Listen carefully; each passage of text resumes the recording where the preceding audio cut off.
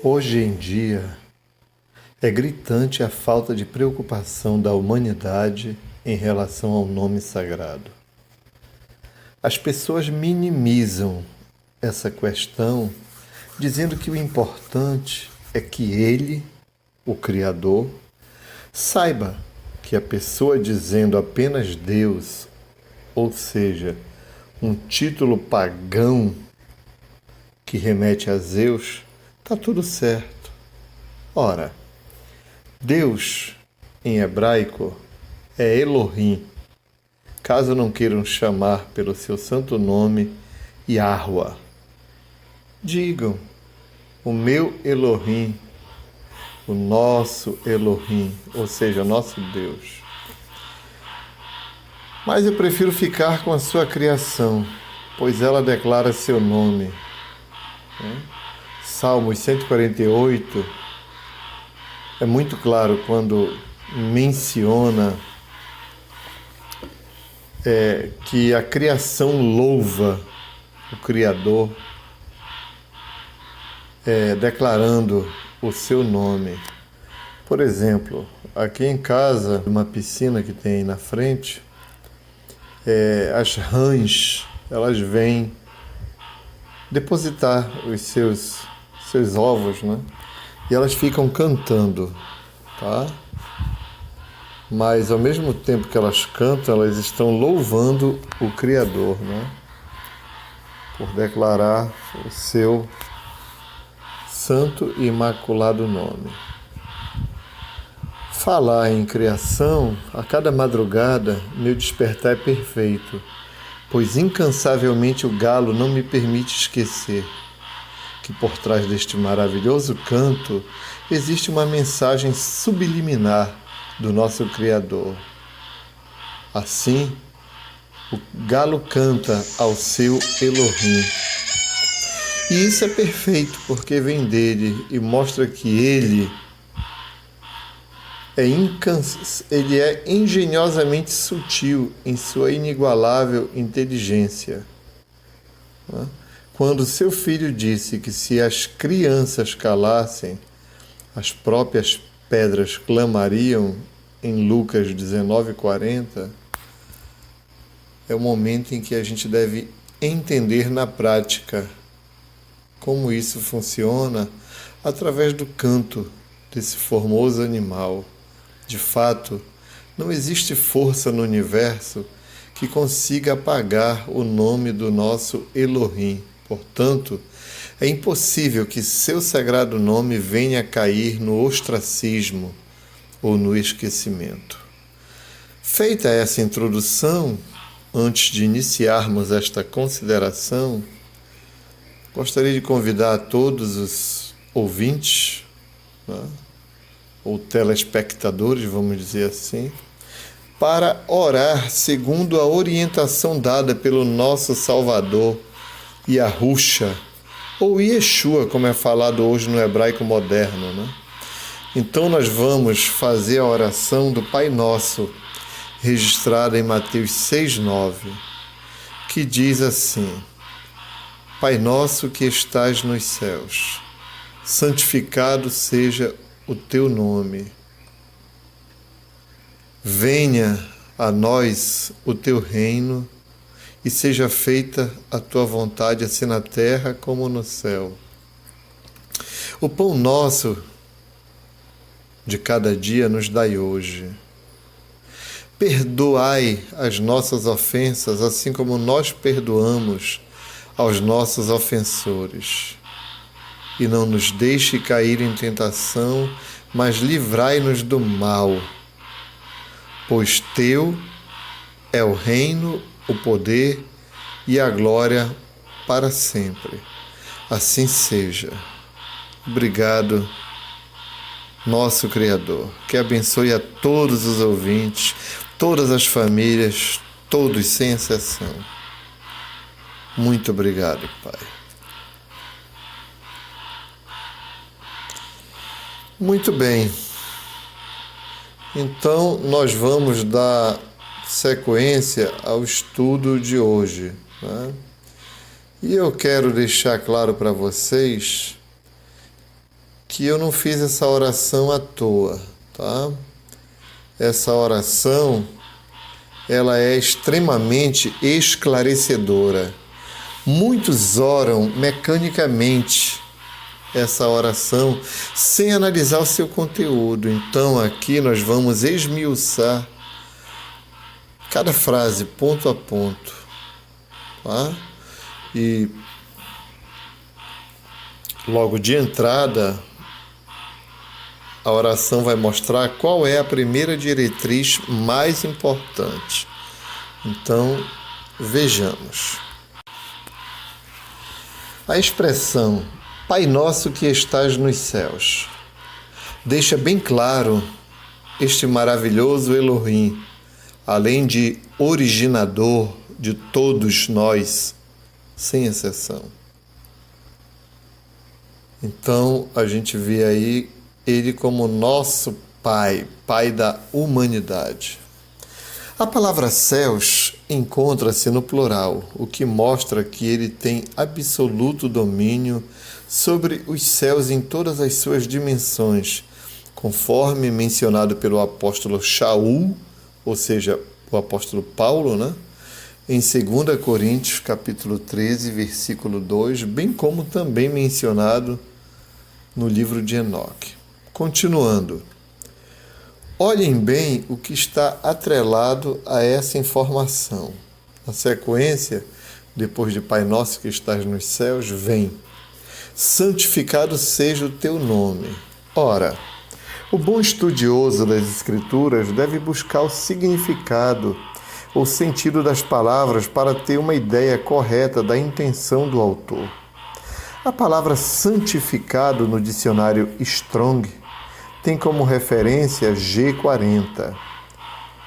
G se refere a grego, né? Enquanto H se refere a hebraico, né? Então, no caso, como o Evangelho foi escrito em grego, então a referência vai ser sempre G, né? Então a referência é G40. Bom, o que diz o Strong em relação ao significado de santificado é altamente profundo. Vejam, o Strong mostra que santificar significa, vejam bem, reconhecer, respeitar, separar do profano, dedicar, consagrar, purificar, limpar e livrar de culpa.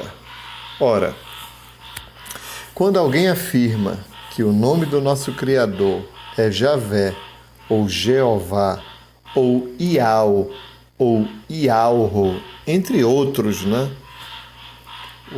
Ou até mesmo dizendo que o nome dele é Deus, o que faz referência direta ao Zeus do Monte Olimpo, então fica bem definido que a pessoa não o reconhece, não o respeita, não está nem aí para o fato do nome ser profanado, não dedica-se a ele, não o consagra, não o tem como puro, não tenta limpá-lo, o seu nome, de toda a escória que lhe atribuem, e não livra de culpas a miúde conferidas, como por exemplo, quando morre alguém, surgem acusações do tipo: foi a vontade de Deus, ou então, porque ele levou meu filho ou filha, ou então, porque ele permitiu que acontecesse isso, né? Então, a culpa de todo mal que acontece no mundo, lamentavelmente, sempre é de Deus, porque cunharam que ele é onisciente. Vou fazer um vídeo a respeito disso, né? Desse detalhe aí, onisciência, né? Bom, alguns ainda dizem assim, quando se perde um bebezinho, que ele, o Criador, precisou de um anjinho lá no céu. Olha só, gente. Um Criador, um Elohim, que tem miríades e miríades de anjos para lhe ministrar. Para que ele vai precisar de um bebezinho que ainda não sabe nem falar um idioma corretamente, cuja personalidade ainda nem está formada, né? Um bebê que não sabe a diferença entre esquerda e direita, entre o certo e o errado, entre o bem e o mal, né? Para que possa fazer uma escolha. Mas dizem, ele precisou de um anjinho lá no céu. Certa vez eu fiquei bobo em estar por volta da morte de Ayrton Senna, alguns entrevistados comentando assim: é porque Deus precisou do Ayrton para correr na Fórmula 1 lá do céu, né? A Fórmula 1 celestial. Então, são absurdos que as pessoas cometem contra o nome sagrado, né? E esses absurdos se multiplicam e, em vez de trazerem honra, trazem escárnios. Num passado muito remoto, os israelitas, legítimos israelitas, lamentavelmente, fizeram seus filhos passarem pelo fogo. Sacrificaram seus filhos, entregando-os assim ao deus Moloque. Leiam Jeremias 32:35 e vejam o posicionamento do Criador em relação a essa triste passagem da história hebraica. Né? Tem textos que eu não vou poder ler, senão a gente vai alongar muito, tá? Então agora vem a pergunta: visto que trata-se de um pedido nesta oração, como é que nós vamos santificar esse nome, né? Voltando para o assunto da santificação do nome. Simples, tornando esse nome bem claro para todas as pessoas, anunciando e também tornando claro o seu significado. Continuando a oração: venha o teu reino e seja feita a sua vontade, assim na terra como no céu. Mais uma informação mega importante. Não é de hoje que a humanidade vai na contramão desta informação. Como assim?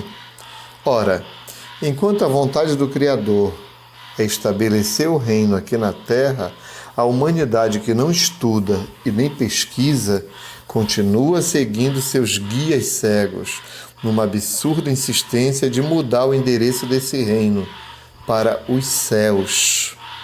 Tá? Também vou fazer um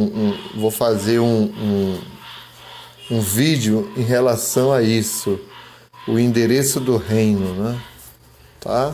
Porque, de acordo com o endereço desse reino, aí surgem outras doutrinas, como arrebatamento, aquela coisa toda, e realmente fica complicado, mas é muito claro aqui, quando diz, venha o teu reino, não está dizendo que o reino vá, né? Se você pegar o Strong, a palavra vir significa chegar, né? Significa estabelecer, enfim, tá? Pode ser uma lição de casa para vocês fazerem, né? Olhar o significado das palavras, né? Na sua língua original. Bom, o reino sendo estabelecido aqui na Terra fecha com chave de ouro o desejo divino e sua inteira satisfação, tanto nos céus quanto na Terra, tá? Então a vontade dele sendo realizada, né? Tudo fica dentro dos conformes. Quando ele, só fazendo aqui, abrindo um espaço aqui, quando ele fez o Jardim do Éden, ele não fez nos céus. Ele fez aqui no planeta, não é nem planeta, né? Esse é outro vídeo que eu vou fazer, né? Ele fez aqui na Terra plana, tá? Eu estou preparando aí uma sequência aí de vídeos mostrando por que eu afirmo que a Terra é plana. Mas eu não quero me fazer valer dos recursos tecnológicos. eu quero defender isso dentro das Santas Escrituras, com aproximadamente 250 textos, falando um a um sobre isso. Mas voltando para cá, então, antes que alguém diga que a terra, nesse contexto, não é terra e sim outra coisa, vejamos o que diz o Strong, né? Tá?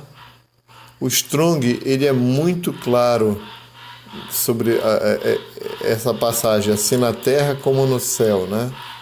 Então, Strong diz que a terra, nesse contexto, significa terra arável. Arável significa uma terra com condições de ser, de se tornar uma terra fértil, no sentido de dar frutos, né? De nascer frutos, enfim, né? E também fala a terra como um lugar estável. Olha só outra coisa interessante, né? Quer dizer que não fala de uma terra que está voando, que está passeando, que está... Não. Fala da terra como um lugar estável. É só ir lá na referência do Strong G1093 e conferir que eu não estou inventando nada, né? Então é terra arável, terra como lugar estável, continente, terra como oposto ao céu, residência dos homens, terra circundada, olha aí, circundada, né? Rodeada, né? E com limites físicos, que no caso se refere à Antártida, né? Que faz uma proteção para que a água da terra não caia, né?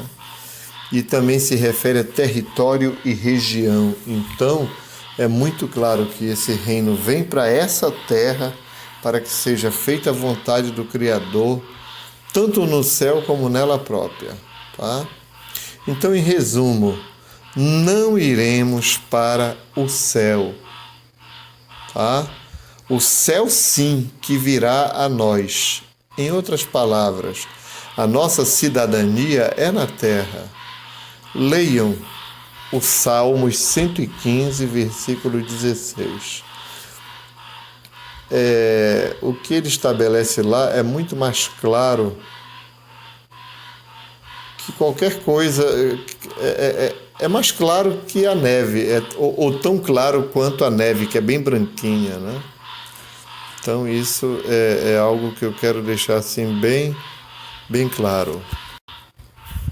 Na sequência, a oração diz: o pão nosso de cada dia dai-nos hoje.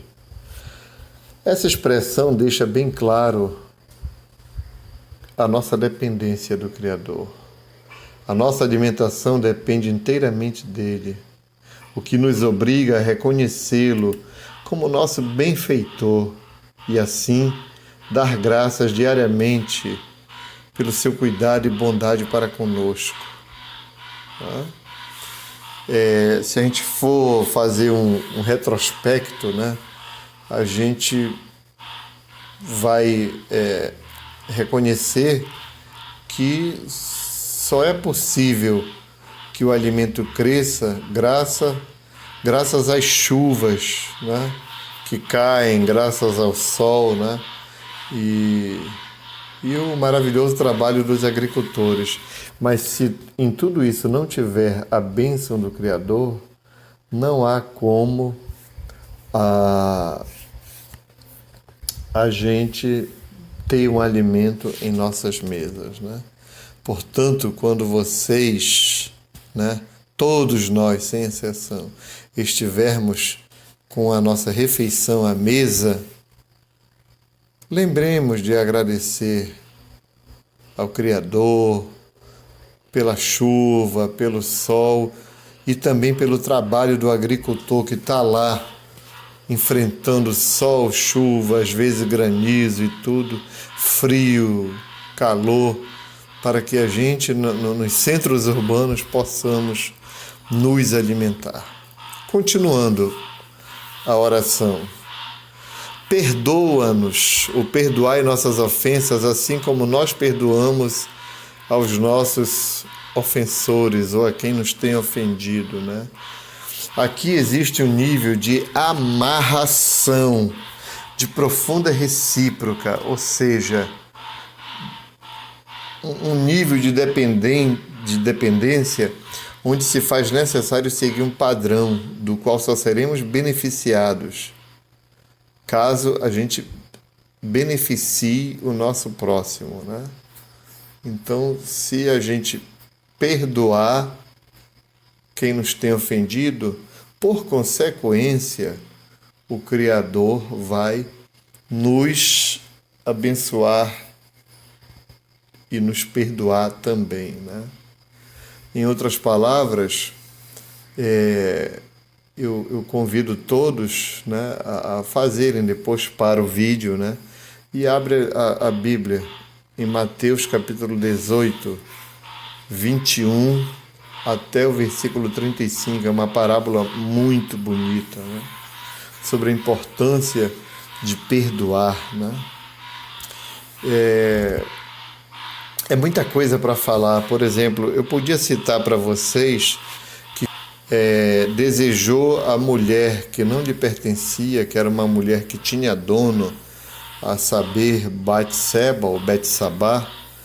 Eu nunca parei para ver o nome dela em hebraico. Eu vou até procurar saber como é o nome dela em hebraico. Mas então ele planejou, o rei Davi planejou uma forma de tirar o marido que era Urias, né, de cena, para que ele ficasse com a esposa de Urias, né, um guerreiro valoroso, né. Então o pecado do rei Davi era um pecado merecedor da pena capital, né? Ele merecia a morte pelo que ele fez. Ele cometeu assassinato e adultério, né? Primeiro o adultério, depois o assassinato. Então, isso mostra uma coisa interessante, que apesar de ele merecer a morte, o Criador não o executou. E aí, eu procurando, pesquisando, né, eu percebi por que o Criador não executou ele. Porque ele tinha, o que a gente chama hoje de gordura, né?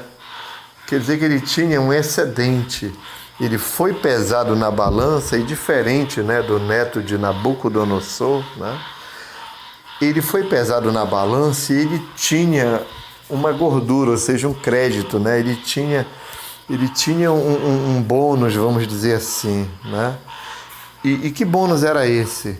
É porque Davi, como rei, ele sempre foi misericordioso, ele sempre respeitou o Criador, ele sempre respeitou, ele sempre ele amou o próximo e tudo. Então tudo isso foi imputado como justiça para ele. Teve um momento que ele tinha todo o direito de matar o rei Saul, ou Shaul, né? E ele não fez, porque ele dizia assim, que longe de mim tocar o ungido do meu Criador, né? Então tudo isso o Criador levou em conta, né? Então, porque ele perdoava, o Criador levou em conta isso e perdoou o que ele fez, mas não o isentou de pagar pelo seu crime, né? E o pagamento foi muito, muito pesado em cima dele, né? E é isso, né? Tanto em cima dele como também, né, de Betsabá ou Batseba, mas eu vou procurar o nome dela em hebraico, que com certeza não é isso, tá? Então, gente, meditem a respeito de Mateus 18, 21 a 35. Mas continuando, agora a oração diz assim: não nos deixe cair em tentação e livrai-nos do mal.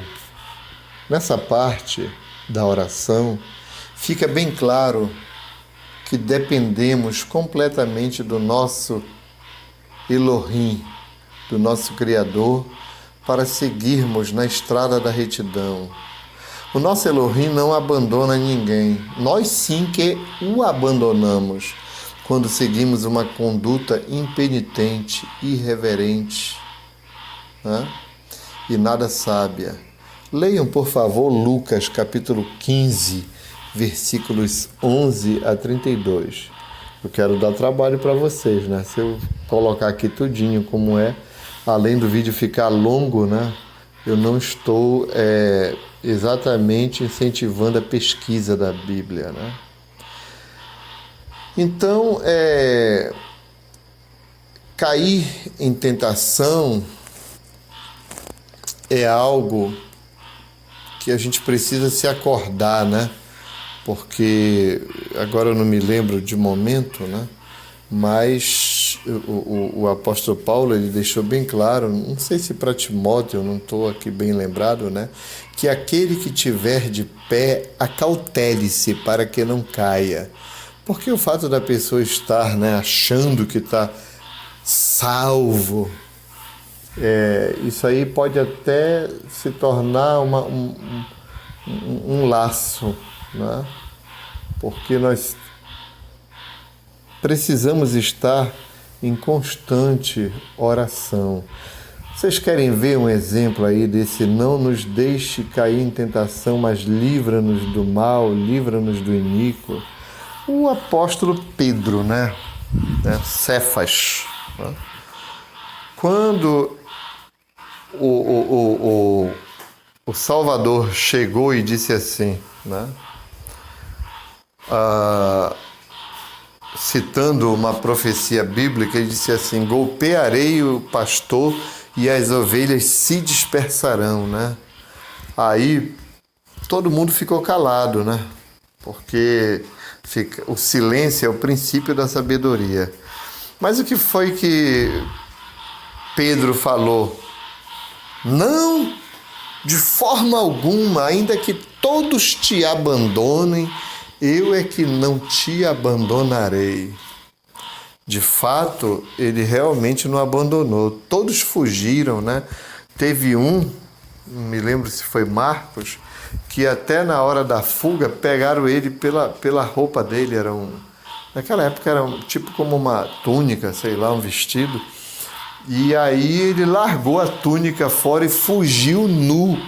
Fugiu completamente nu, né? Mas Cefas foi diferente. Ele ficou ali o tempo todo junto do seu Senhor, né? Mas Yahusha, né? Ou Yeshua, como é conhecido hoje no hebraico moderno, ele disse assim: Pedro, em verdade te digo que antes que o galo cante 2 vezes, 3 vezes me negarás.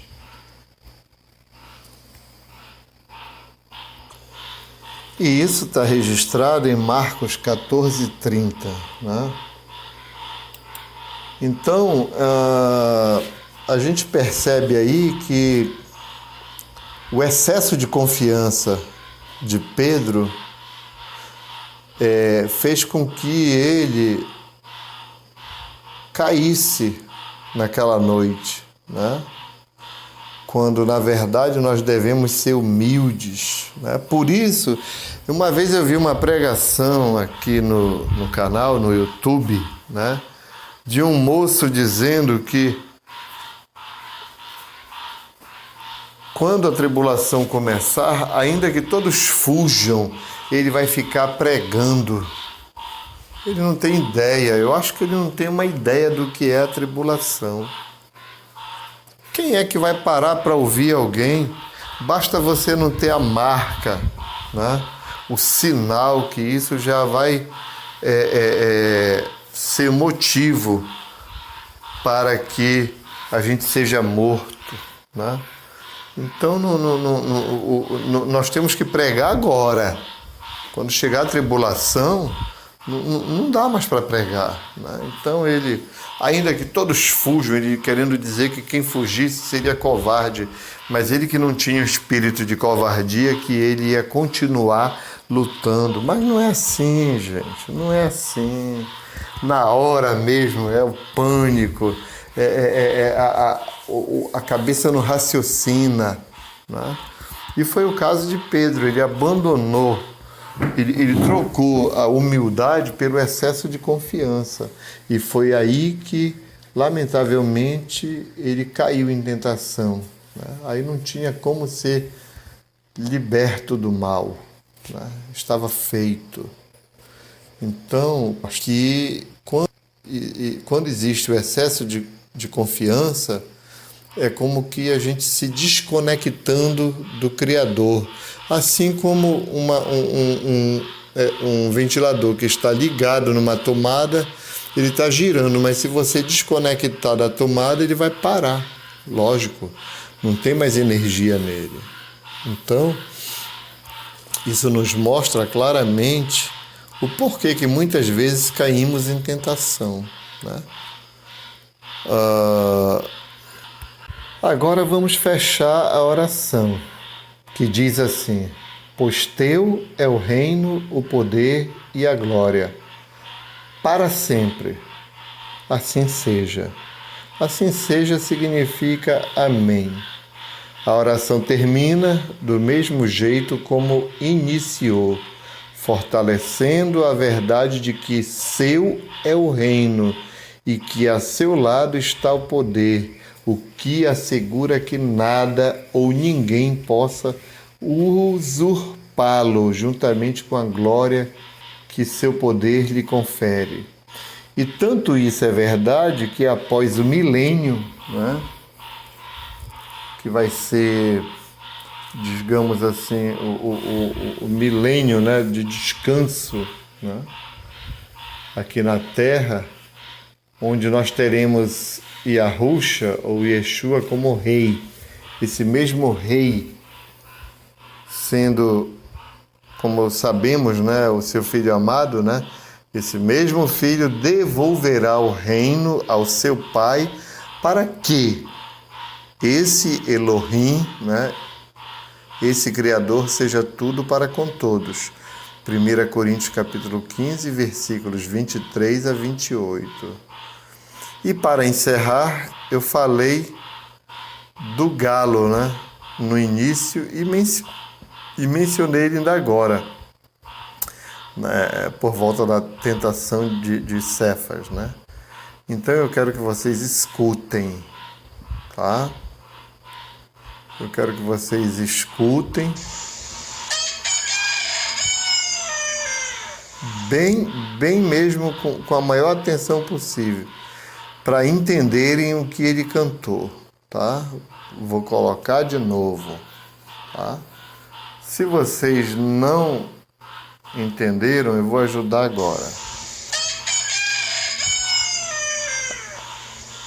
Olha, as rãs, por exemplo, ó.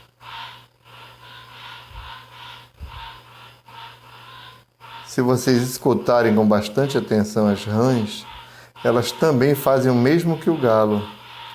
Falam Yahua, Yahu, ou Yahu, ou Yahua, ou Iah, né? Mas todos os animais falam o nome do seu Criador, ou Iah, ou Yahu, ou Yahua. É isso aí. Espero que vocês... Valeu pela atenção. Tudo de maravilhoso na vida de todos. Assim seja. Obrigado.